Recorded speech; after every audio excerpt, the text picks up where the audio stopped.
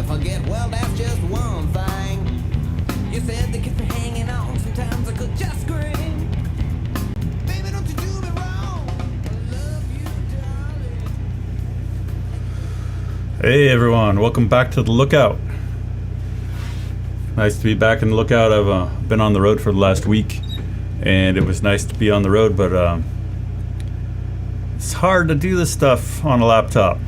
I get used to having my my familiar cockpit here, and yeah, I tried to do a broadcast last night on my laptop, and it's like I was holding it in one hand and couldn't find the plug and trying to drive it, and it was miserable. So glad to be home. Woke up this morning in Port Orford, Oregon, and spent about 8 hours in the car, but got home. Along the way, we posted our videos for our new SoCal Fire series. So it was a kind of crazy day, but we're home, and the Gifford Fire's moving right along. So I thought now that I'm back in the cockpit, get back in the swing and do a Gifford Fire report. The Canyon Fire in Ventura County looks like it's about done. Doesn't look like it spread much at all today. That was a good stop on that fire. That fire was moving yesterday. It burned 5,000 acres in like 5 hours, and then sun went down and they hit it with a bunch of helicopters, and yeah, done. So we're going to talk mainly about the Gifford today because that's all I've had time to catch up on, but Gifford is plenty to talk about. And so I'm going to start off just with we're going to look at some webcams of Gifford, and then we'll do some map interp. The team that's managing the fire posted some fire line data, which is always great. We always appreciate it when we can get our hands on that stuff, and so it helps tell the story of what they're trying to do out there. So Gifford Fire. Gifford Fire is burning now in the Los Padres National Forest, and is it ever burning?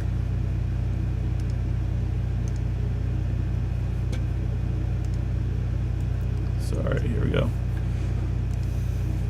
This is kind of the last 3 hours of the Gifford Fire,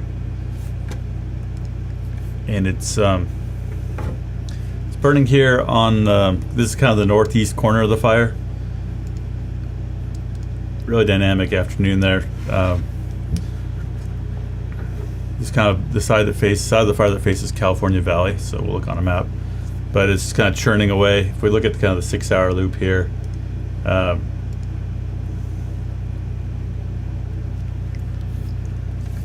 a new fire line that goes down to one of the ridges out here, and so the air tankers, and they're trying to hold it on this line here, which fire is just about to that line. Looks like it's probably slopped over it. A little hard to see in that animation, but basically, for reference, we're at the La Panza webcam, and lots of people have been watching this cam and kind of getting a front row seat to this part of the fire. And there's a power line that runs down through here, and then there's a power line access road that was prepped with dozers, and then there's another ridge to the north. And so today there were aircraft pounding this dozer line, and kind of one of the problems with dozer lines in firefighting when we're under extreme conditions is dozer lines don't really stop fires unless the fire lays down when it gets there. You know, like if it gets there at night or something, or you have time to do a firing operation. So you can see here that kind of by sunset, this new dozer line that went down this ridge, fire was kind of slopping over the bottom of it. So that's looking at the maps. This perspective we just had, the fire is basically it started in the middle here, and it's been burning in both directions, and it's kind of fairly done in a lot of the fire. So this is a progression map of the fire, and the fire started here along Highway 166. We got kind of Santa Maria over here, Guadalupe, Santa Maria, Wasana up here, and then Pozo at the top. And then kind of in the big picture, we've got Pismo Beach, San Luis Obispo, and then the grade going out of 101 going out of San Luis Obispo, climbing up the Cuesta grade there, and Santa Margarita on the north. And so that geography is relevant because the fire, it's not out of the question that the fire will get to Santa Margarita area. And so we'll talk about why I say that. But just to start here, we've got New Cuyama out here, and the fire started on the highway out here. First thing I heard was that there was like a vehicle that had like a flat tire or a trailer with a flat tire or something. So it started four fires along the road here, and we had pretty explosive growth kind of right in that area to start. And one of the things that kind of happened with this fire kind of right off the bat was we had the Madre fire out here. Sorry, it's the wrong perimeter. I'm looking for mapping of the Madre fire here. All right, well, Madre's all out in here. This is all burned by the Madre fire. And so this fire kind of bumped up into that. So you see the spread in colors going from blues out to reds, reds being the latest spread. So August 1st, the fire was right here. 2nd, it was the blue. Later in the day, in the 2nd, really big growth kind of out to the south. On the 3rd is the light green. And the 4th was this kind of tan color. But you can see that since the 4th, the fire's barely spread to the south on the south end here. It hasn't spread at all into this side because this is the Madre fire out in here. And so all we've got kind of left burning on the southern end is kind of this area out here.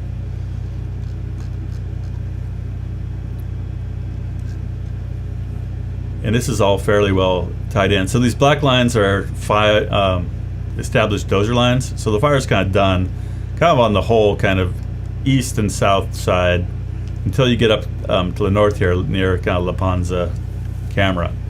So we see that the fire yesterday made a big run out here to the west, kind of towards Wasana. The day before yesterday, it burned kind of intensely up here near this La Panza camera, and this is the up here is the Garcia Wilderness. And then yesterday, the fire made a big run out here to the west. So there's some dozer lines here that the fire's been gobbling over. In some places, the dozer lines have kind of contained the fire, but other places, the fire has crossed a big dozer line here, another dozer line here. And so there's proposed dozer line farther out here to the west, near kind of Reeves Place. And in the kind of the big picture, the big box for this west end of the fire, this northwest end of the fire, goes all the way up to Pozo.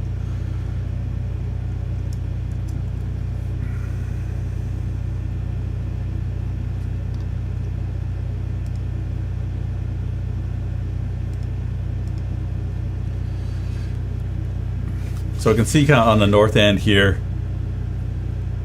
this new growth here in this light red is stuff that's happened today, since yesterday. The red here is yesterday's mapping, and then this darker red is what's happened pretty much in the last 24 hours or so. So the fire's marching steadily up to the north on kind of both sides of Pine Ridge. So that's another kind of major landmark here is Pine Ridge. Fire is kind of well established on both sides, and it's well established in the Garcia Wilderness, which is this area in green. And we're looking east here. And the other, so the big action on the fire is this northeast end. And then the other big action, when I was showing that webcam, is on the east side of the fire, kind of the northeast side of the fire. We've been watching this La Panza camera here. So 166 is down in here.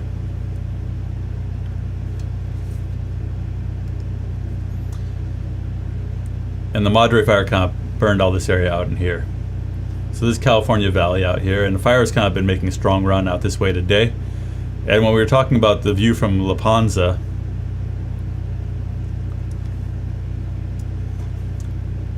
we're looking kind of to the south here, southeast, and so this fire we see here is pretty much where this fire out in here has spread today, past those power lines, and now the fire is kind of pushing over this dozer line.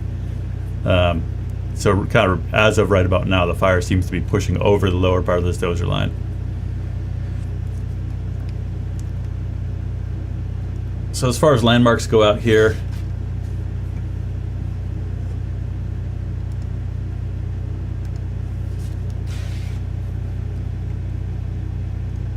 this is the La Panza range. Is that where we see the fire kind of burning out in here?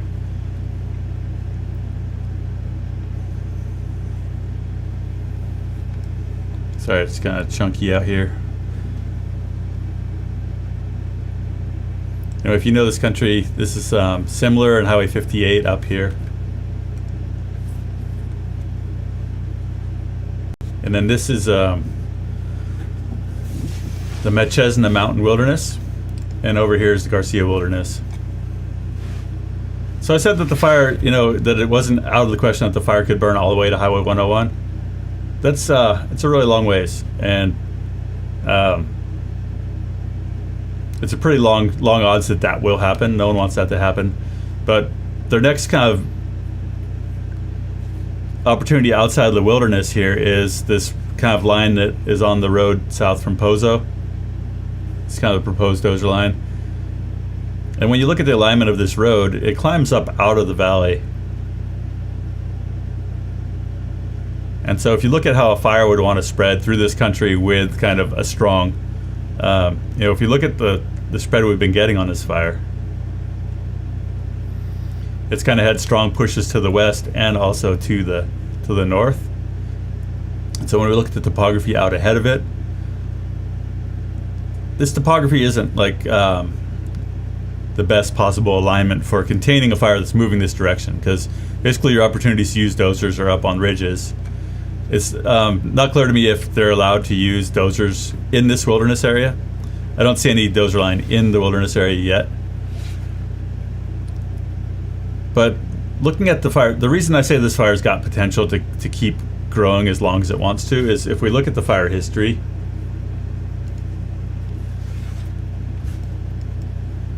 One, the fire's been kind of gobbling through fire scars of all ages. But out here around Pozo, you got a fire from like 1950s. You got fires from the 1980s, but there's no real like large recent fire history out in here. So what that tells you is that the brush out here is all like at least 40 years old. And we're seeing what happens when that kind of stuff burns. It looks like this. And if we look kind of from farther north, this is Black's Mountain. You see all this heavy brush, and so you've got the same fuel that the fire is chewing through here, and really just kind of going nuclear, covers the entire landscape out to the northwest. And so what we look at is just like, okay, well, are they being successful with the current tactics and the current conditions? And what are the forecast conditions? So we know that if the fuels aren't going to change, fuels, weather, and topography are what control fire behavior. So right now, the fire's got the fuels. If you just kind of follow this dark stripe that goes up from the fire up through Pozo all the way to 101, like you see that the fuels are pretty much continuous and the same or heavier as where they're burning right now, all the way up through here. You've got a ton of wilderness with no roads in it, so you got really limited options for access and for using dozers. The topography out here does not lend itself to you got all these little ridges that are kind of parallel to the direction, perpendicular to the direction of the fire, but short. So you just don't have great landscape scale features to stop the fire if the weather keeps pushing it in this direction. And the other thing is weather. So we talk about fuels, topography, and weather being your triad. And so if we look at our weather forecast here, today the forecast was for the relative humidity to be 33%, and the fire was going crazy nuclear at 95 degrees. So tomorrow is supposed to be hotter, and it's supposed to be 20% lower humidity. So we get these supercritical teen RHs.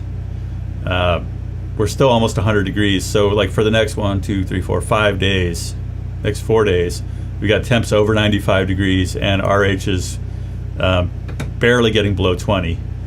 Minimum humidities at night, or maximum humidities at night, are reasonable, coming up to almost 60. But those low daytime temps or the low daytime humidities are like, that's critical fire weather. Don't have strong winds, like we're under a massive blob of high pressure right now, so you don't have strong winds. But if you look at kind of what's been driving the fires, you got these nighttime winds are the ones that are coming from the southeast, and that's the direction we don't want the fire to go, or it's not useful. So same thing here, Sunday night, winds, sustained winds from the kind of southeast. And then in your afternoon kind of peak burning period, you've got the winds going the other direction. So it makes it hard with those winds going back and forth night and day to kind of orchestrate, big firing ops or things like that. And we just don't see a lot of relief here in the humidities. Here we are out Sunday afternoon, down in the teens, almost 100 degrees. So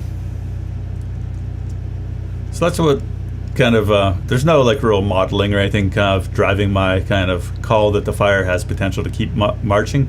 But if we look at our progression map, you see this kind of just slow and steady movement. Like since the 4th, we got 3 days of fire spread here, and the fire spread, I don't know how many miles.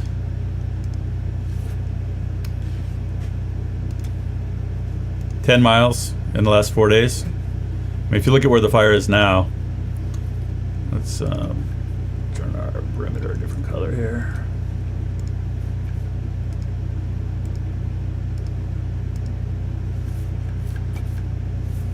Sorry, I gotta change the color for us.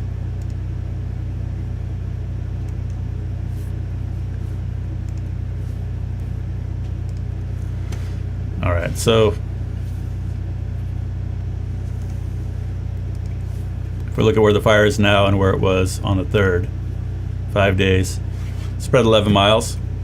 And from where it is now to Santa Margarita,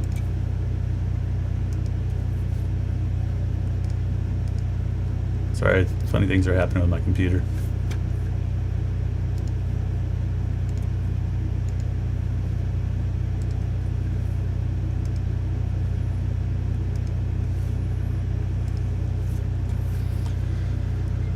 I don't know, my tape measure's broken.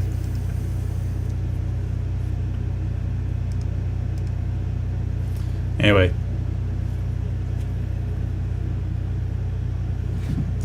it's not outside the realm of possibility that the fire's gonna, you look from here to here and from here to here.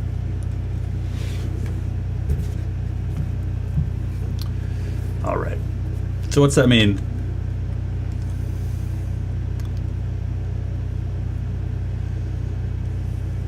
Can't tell you. Just potential, right? That's what we look at with potential. And so one thing that kind of informs a lot of us is kind of past experience with suppression success. And like what this reminds me of a lot is the Dixie Fire.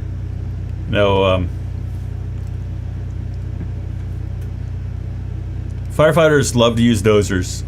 It's the tool that works amazingly out in this brush country. If you have access, you can slam in dozer lines. People call it the big yellow Pulaski. And it's the tool.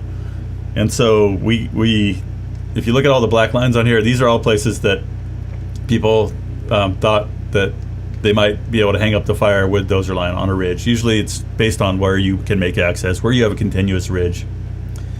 And oftentimes you see that dozer line, is where the fire stopped.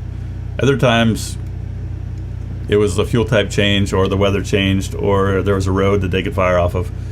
So what we always end up seeing is a lot of dozer line that the fire never gets to, or that the fire crosses. But when you start to see the fire just kind of blowing over one dozer line after another, and on the map here we see that we've got planned dozer line, that's probably done by now. But like we said, dozer line to really work well in a big picture kind of firestorm is you need time to, punch in this dozer line out here and then fire it.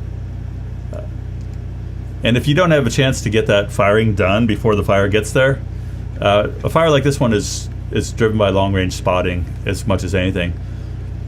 And so we've got like some things that are in the firefighter's favor out here is like light fuels out here where tanker drops are effective, where fire behavior drops, where you can do a firing operation off a road or a dozer line.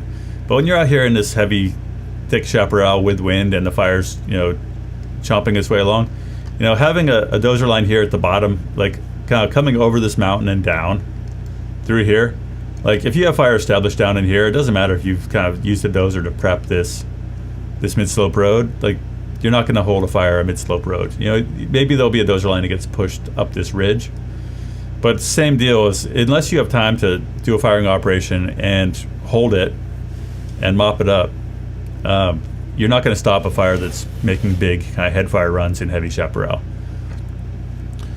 So you just kind of get behind the 8 ball with this kind of stuff where you don't have time to do anything significant before the fire gets there, or you just don't have window with the weather. So, no one wants to put fire on the ground when it's 14% humidity and 95 degrees. It's it's kind of a low probability of success at that point. So it's always interesting when, oftentimes, unless the conditions are kind of above like the 90th percentile, these big picture tactics work.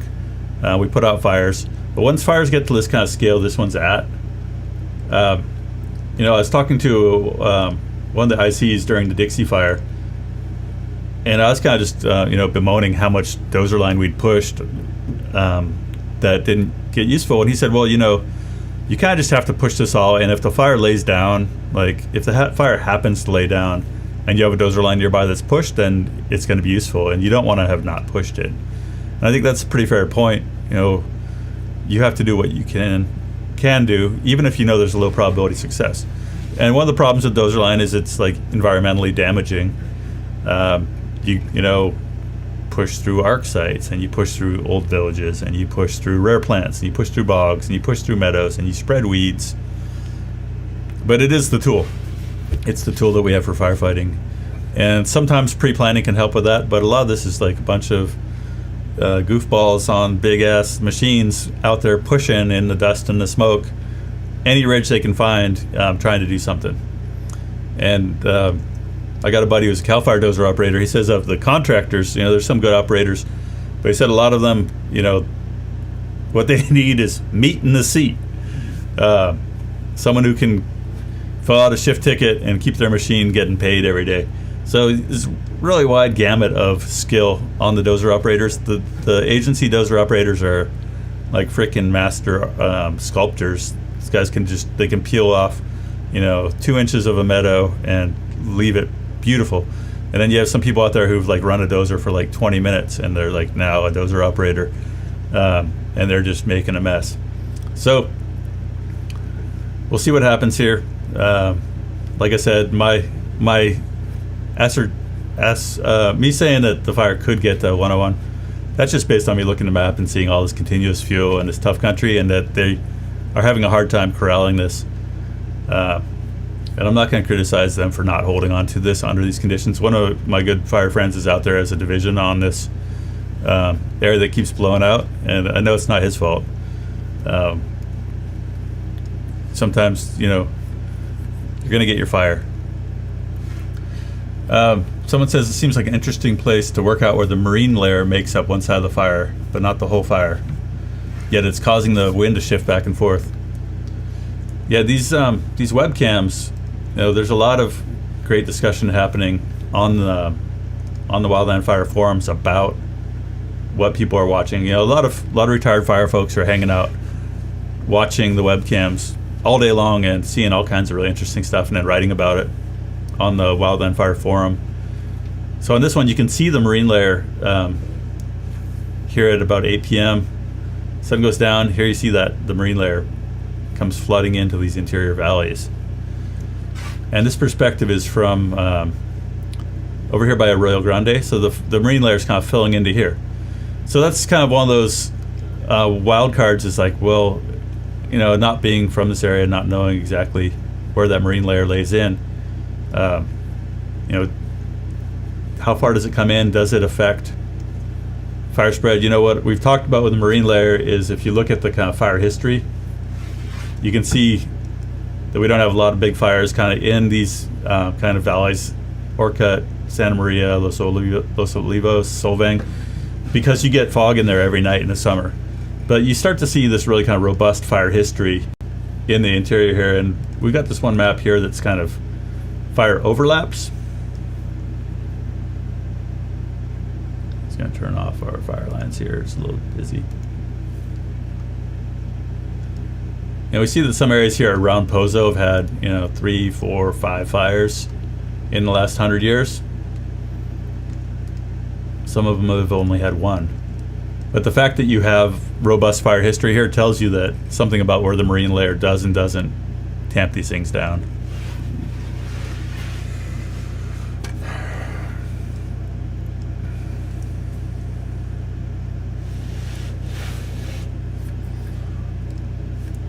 Come back and look at the last 30 minutes on the webcam here.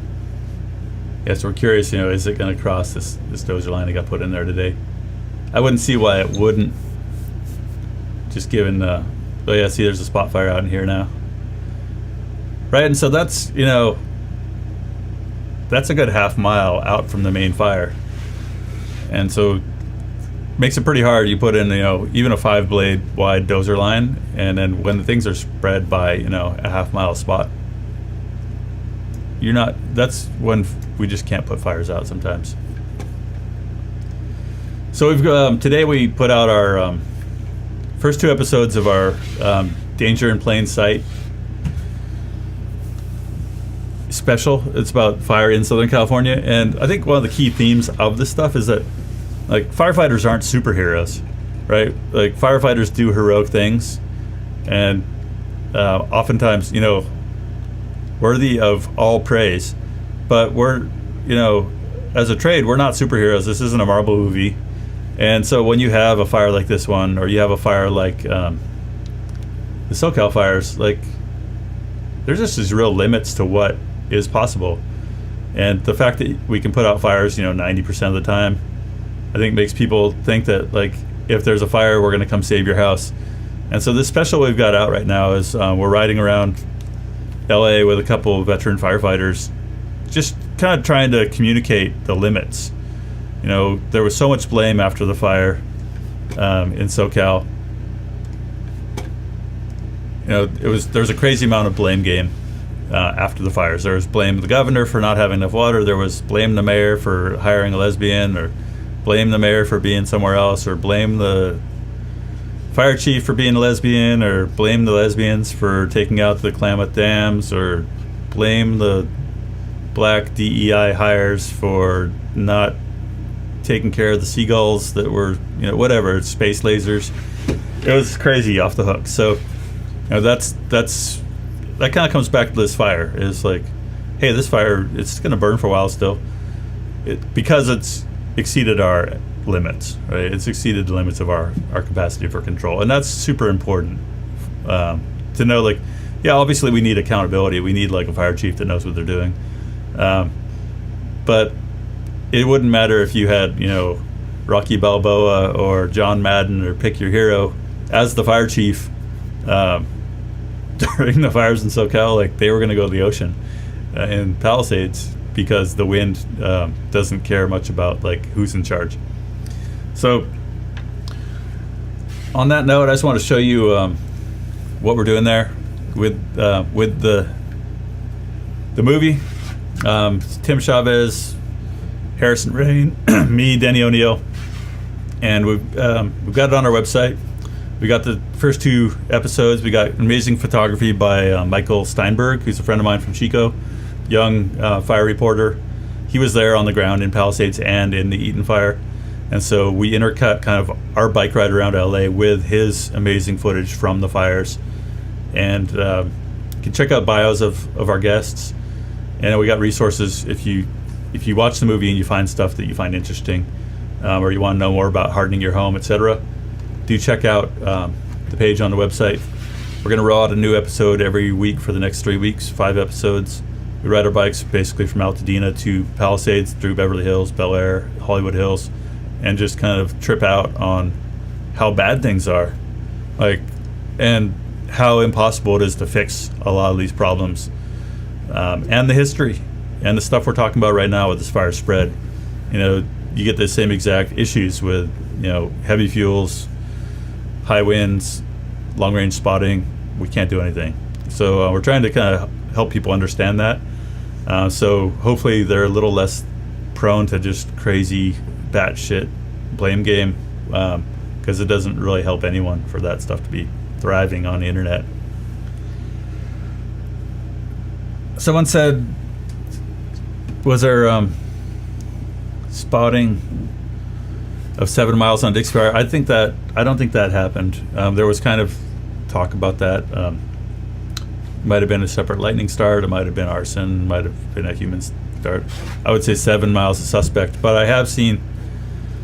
I was on a fire in Idaho that blew up and burned a fire camp, and we were like 12 miles away downwind, and we were having a briefing, and this like skateboard-sized piece of lodgepole bark just came circling out of like we were under the column 12 miles away, and this kind of smoking piece of lodgepole the size of a skateboard, just kind of big piece of bark, just came like slowly kind of falling down into the middle of our briefing. And so like crazy stuff does happen like that, but 7 miles, I don't know, it's pretty crazy. Someone says Pismo Beach south to Point Conception, there's a lot of onshore wind, dominant weather pattern, strong onshore wind starting mid-morning, strong through midday, stops as the sun's going down.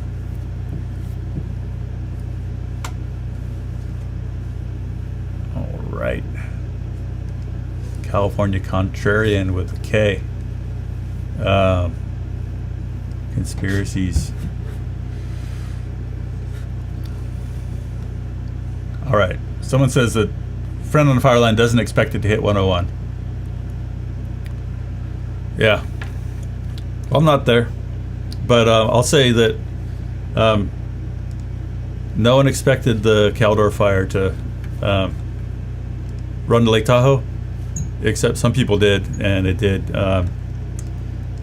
And so I'm just looking at fuels and weather and what's been working, what's not. But yeah, it's a long ways. I wouldn't, if you live over in Santa Margarita, I wouldn't start packing yet. But, we'll keep reporting on this. See what happens.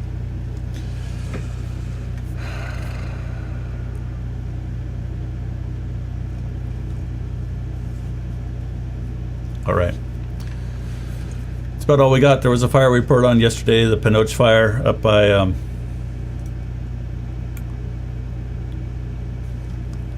Pinoche up here. Haven't heard much about that. There was another fire today around in Amador County, and same. We're still picking up a lot of these fires, on initial attack. People are doing a great job on all that. I want to tell you about a website here if you're wanting to geek out heavy on wildfire. Check out it's Wildfire Intel, forums.wildfireintel.org. Put it in the chat. It's a bunch of people who are really into fire. It's kind of like Reddit, but it's just about fire, and there's some people who contribute a lot here, who just put up all kinds of interesting stuff. So it's a good spot to get links to webcams. There's some people who just put a ton of energy into supporting this site, and so that's where I'll kind of jump on there to get informed before I go on the air. So check it out. It's a nonprofit. They do a great job, and it kind of adds context. Watch Duty is good for showing you like the current maps and the current press releases. This is a lot of people. Watch Duty is not really fire behavior people, and they don't comment on kind of what they see going on or their experience or anything. And this is a lot of people who have a ton of experience, who are kind of sitting back watching webcams and chatting and listening to the radios.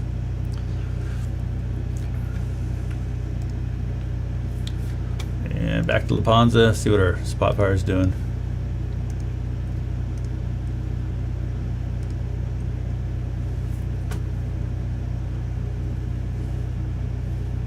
It's our spot fire.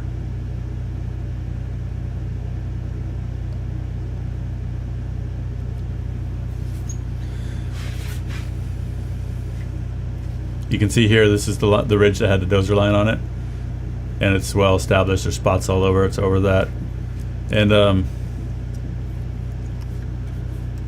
someone just pointed out on here that like a mysterious spot fire happening upwind. Curious if it's coming from this part of the fire up here, or if it's maybe firing.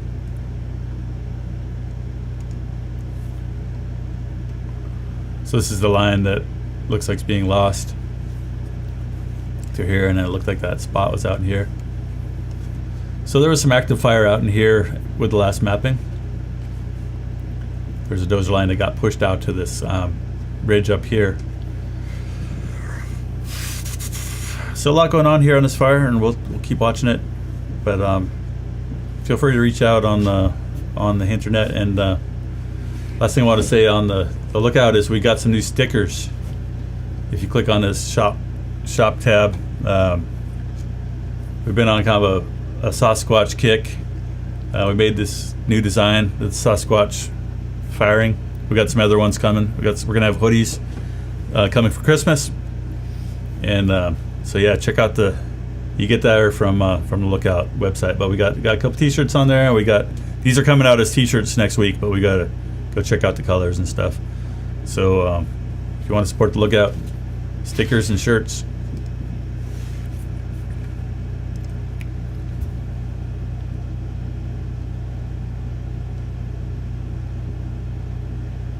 Someone said, did I see the North Fire in Lake County today? It's crazy. Clear Lake had like 8 different fires all over the city in a 30-minute time span.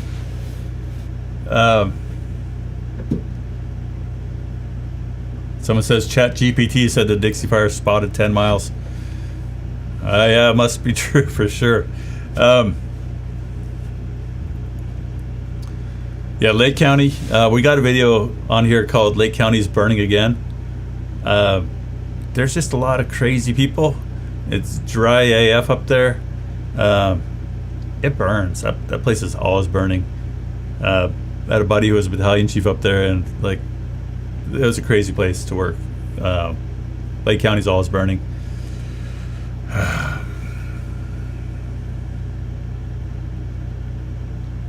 Someone says that the marine layer always stops at crest grade.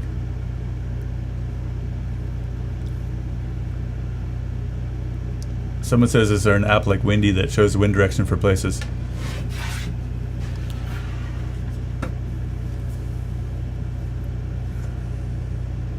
California Contrarian's talking about that spot going the wrong way. Interesting. Yeah, that's a good point. This guy's bringing up is just like, how did this spot, if the fire's blowing this way, how did this spot get established out there?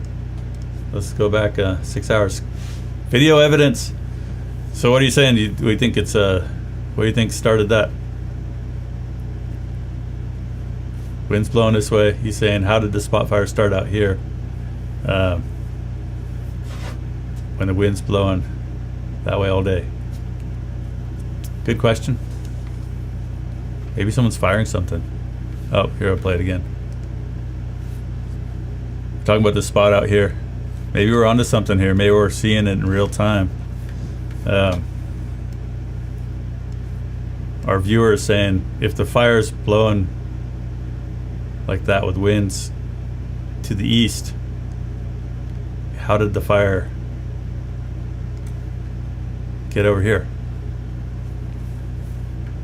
Well, that's a good question. Guess we'll see. Guess we'll see tomorrow if it's if there's dozer line up there.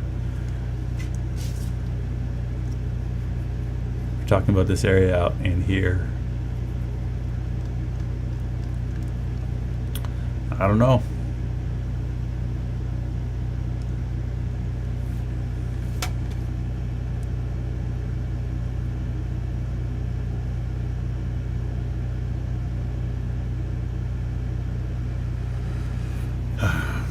Okay. Well, you saw it here first on the Lookout. Last thing I want to say is people are talking about weather here, and there's some great resources. There's a site called, well, there's RAWS, what's called RAWS stations. And so if you Google RAWS weather map, if you Google the RAWS data, you can, it's all hosted by the Desert Research Institute in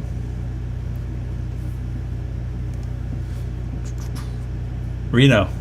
And so, looks like they got it kind of broken up. So you can come in on this map and you can say like, hey, we want to see what's the weather at La Panza, which is where this, close to where this camera is. So you can look at a daily summary. Let's say we want to look at what the winds are doing today.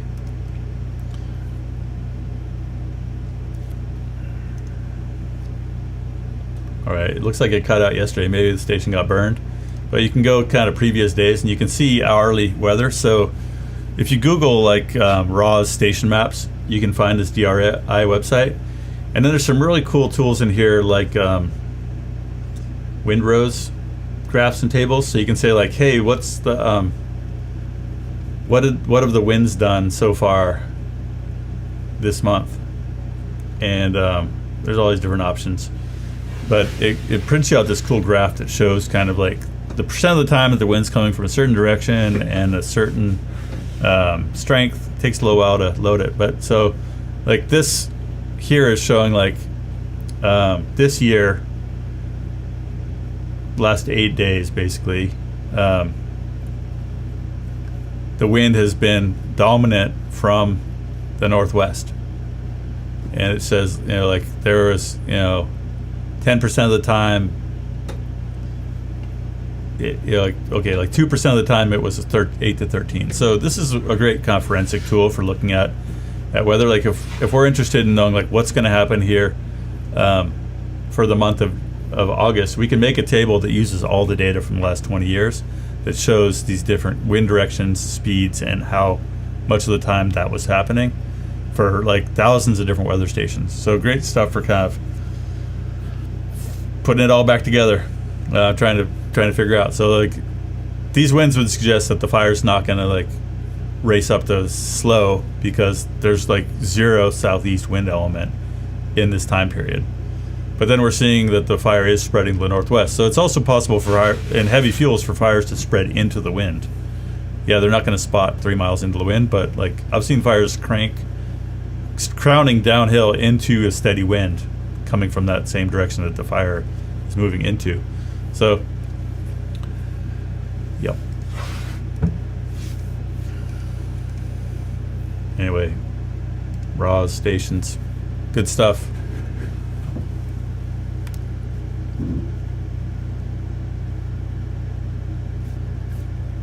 All right, someone says the spot fire appeared earlier in the day and fire crews were up by the cameras. So let's look at that.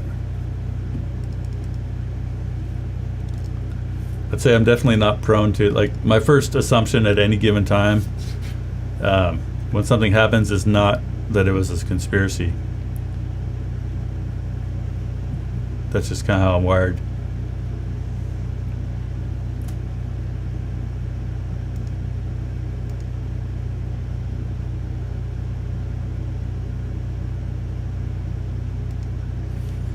Well, I see it there. I don't see it earlier in the day.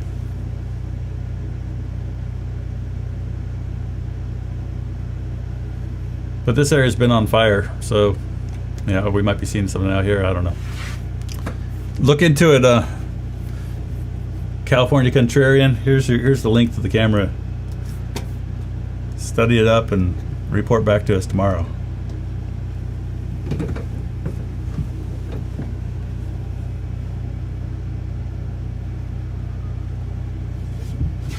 All right, Canyon Fire. Daniel, the fire behavior analyst, says Canyon Fire is 28% contained.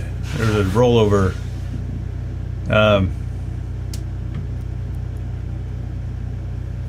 It's rollover. A fire truck rolled off the fire road on the Canyon Fire today.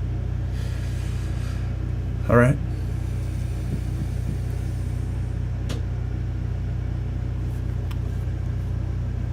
I think that's it, folks. I'm tired. Thanks for supporting the Lookout. Check out our webpage and